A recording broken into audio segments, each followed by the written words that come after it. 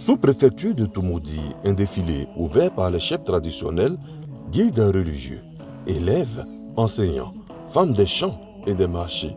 Tous se succèdent dans une ambiance bon enfant. Toumoudi célèbre ainsi la journée nationale de la paix. Les populations sorties en grand nombre étaient rassemblées autour de la ministre-gouverneur Raymond Goudou Kofi. Son intervention s'est articulée autour de la nécessité pour tous de s'identifier à une valeur fondamentale, la paix. Lors de la présidentielle de 2020 et puis les élections locales de 2021, Toumoudi a été particulièrement touché par des violences et les communautés se sont affrontées. Et depuis, les choses se sont revues donc au calme, les communautés se sont retrouvées et tout le monde a fumé le calumet de la paix. Il était donc important pour moi, en tant que première responsable du district autonome des Lacs, de rassembler toutes les couches socio-professionnelles, toutes les couches, les partis politiques, pour que main dans la main, nous puissions aujourd'hui montrer à la face de la Côte d'Ivoire et plus particulièrement à la face du monde entier qu'en Côte d'Ivoire, nous savons prôner la paix. Plusieurs motions, lues, ont traduit l'engagement des populations de Toumoudi à tourner dos à la violence lors de la dernière présidentielle. Elles annoncent un autre départ pour un Toumoudi nouveau, la flamme de la paix. Une flamme générationnelle qui passe de main en main traduit cette volonté de Raymond Goudou et Toumoudi de sortir de l'ornière.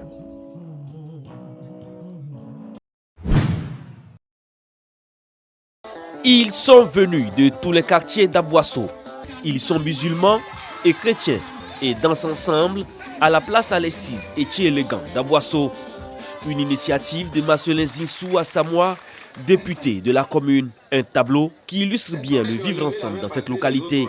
Une rencontre en marge de la célébration de la Journée nationale de la paix en Côte d'Ivoire.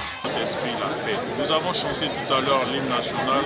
Onel Mala vous a montré les paroles de cet hymne national.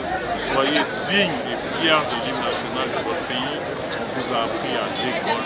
Soyez des fiers artisans de la grandeur de votre pays. Des chants chrétiens comme Onel Mala, Nestor David et la chante musulmane Aïcha Traoré ont fait vibrer le public durant plusieurs heures.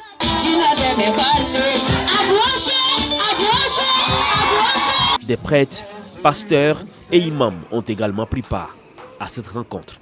Toutes les communautés religieuses ensemble là, pour pouvoir parler de paix, chanter ensemble et pouvoir communier ensemble dans une bonne entente. Et c'est ce que nous souhaitons pour notre nation. La Journée nationale de la paix est célébrée le 15 novembre de chaque année. Laisse les gens parler mal de toi. Laisse les gens te critiquer.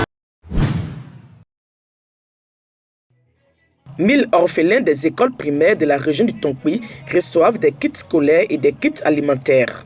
C'est une initiative de la Confédération des mutuelles de développement du Tonkpi, CMDT. La CMDT est née le 17 septembre 2022 et se veut une mutuelle mère pour la région.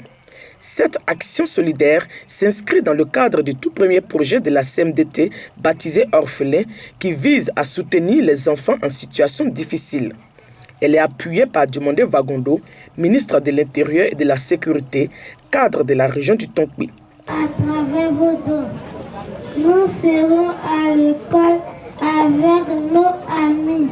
Nous allons bien travailler à l'école pour avoir les meilleurs résultats afin que vous soyez fiers de nous. En marge de cette remise de kits, le ministre Diomandé Vagondo a également offert un véhicule de type 4x4 à l'ONG Licolais, une ONG basée dans le Tonkpi depuis 2014 et qui lutte entre autres pour l'autonomisation des femmes, la déclaration des naissances, la promotion de la salubrité en milieu rural et urbain.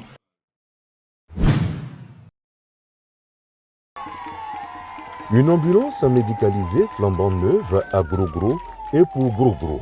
Un rêve longtemps caressé de ce village devenu réalité. Ils avaient saisi le ministre d'État, ministre de l'Agriculture et du Développement rural, Kobena Kwasi Adjoumani, à l'effet de transmettre cette doléance au premier des Ivoiriens, Alassane Ouattara. Une solution rapide a été trouvée.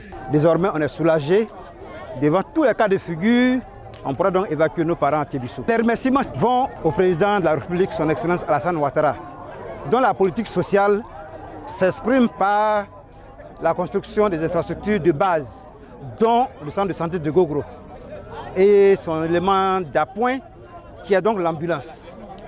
Les autorités présentes à la remise de l'ambulance s'associent pleinement à la joie que Gogro et ses enfants vivent.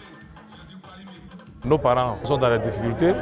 Quand ils sont malades pour les évacuer en ville, il y a des problèmes.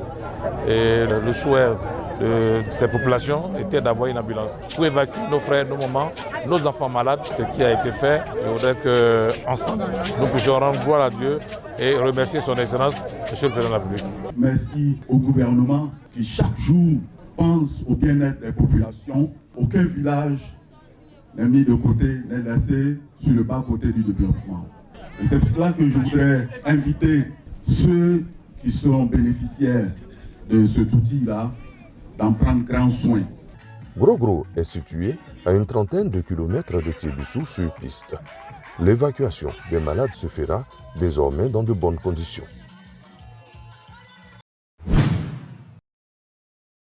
Pour cette dame fatiguée des difficultés à obtenir de l'eau potable, comme c'est le cas des populations du village d'Ono 14 dans la sous-préfecture de Bonois, c'est un changement notable qui s'opère dans son quotidien. Le village vient de bénéficier d'un château d'eau à partir duquel tout Ono 14 va se ravitailler en eau potable. Aujourd'hui, nous avons de l'eau, non seulement le plus rapidement possible et en quantité qu'il nous faut, et encore de l'eau potable. Vraiment, nous sommes ravis, nous sommes comblés de joie. Le château d'eau que vient d'acquérir Ono 14 a une capacité de 20 mètres cubes. Il a été offert aux populations de cette localité de 500 habitants par JDD Afrique et l'ONG Aqua Assistance. Il va alimenter cette borne répartie dans les différents quartiers du village où l'accès à l'eau potable est aujourd'hui une réalité. Donc, quand l'équipe est revenue d'Ono 14 en 2016, ils ont imaginé un design de projet, établi une enveloppe budgétaire pour ce projet. Et derrière, notre rôle a été de trouver des partenaires financiers pour le réaliser en France. L'enveloppe budgétaire pour réaliser le projet équivaut à 140 millions de francs CFA. Le Conseil régional du Sud Komoué, selon les donateurs, s'est fortement impliqué dans le projet de Ono 14. De nombreuses localités dans cette région expriment encore leurs besoins en eau potable.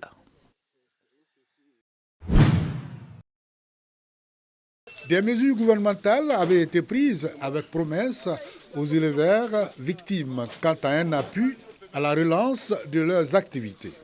Sur le terrain, les promesses se réalisent. 22 éleveurs des localités de Fekese-Dougou viennent de recevoir 110 porcs sentinelles pour la relance des activités de leurs fermes ravagées. Chacun part avec 5 porcins, dont un reproducteur et 5 femelles, puis des aliments, des produits vétérinaires et du matériel de salubrité pour assainir les fermes. On nous a beaucoup parlé de l'hygiène. Il faut prendre beaucoup soin d'eux. Si tu as payé un porc malade, il se pourrait que la mort aussi nous vienne chez toi. En 2017, la peste porcine avait secoué le pays, entraînant l'abattage des animaux de cette filière. La région du Tiologo n'a pas été épargnée par cette peste porcine. Après le ravage des bêtes par la peste, plusieurs éleveurs comme Soro Catherine avaient perdu tout espoir. Même quand on nous appelait pour des réunions, j'étais découragée. Je disais à mon mari, vraiment, je veux. Puisque moi, je n'en ai pas encore reçu. La remise de porcs sentinelles, une occasion pour les principaux responsables de la filière de sensibiliser les bénéficiaires au respect des mesures de biosécurité dans les élevages. Nous avons fait d'abord une sélection. Nous sommes allés sur les fermes, en tout cas dans les fermes qui nous ont été remontées. Nous avons vérifié d'abord si les bâtiments sont dans les normes. Parce que ça ne sert à rien d'avoir les animaux et puis ils vont se mettre à divaguer dans la ville. Et donc quand les porcs sont en divagation, ils vont transférer, diffuser le virus dans les autres fermes. Donc ce que nous faisons aujourd'hui, c'est la sensibilisation. Nous avons organisé un atelier de formation des acteurs de la filière porcine dans chaque zone qui ont bénéficié du projet. Donc il y aura un atelier à faire à Wangoulou, à Kouroukou. Donc ça va regrouper tous les éleveurs on va venir appeler un peu les signes de la maladie, les mesures de prévention. Cette opération de mise en place des noyaux constitue la deuxième vague avec 400 reproducteurs qui seront distribués à 80 bénéficiaires des localités des départements de Fekese-Dougou, Korogo, Wangolo-Dougou, Nyakarama-Dougou, Bondoukou et Tanda.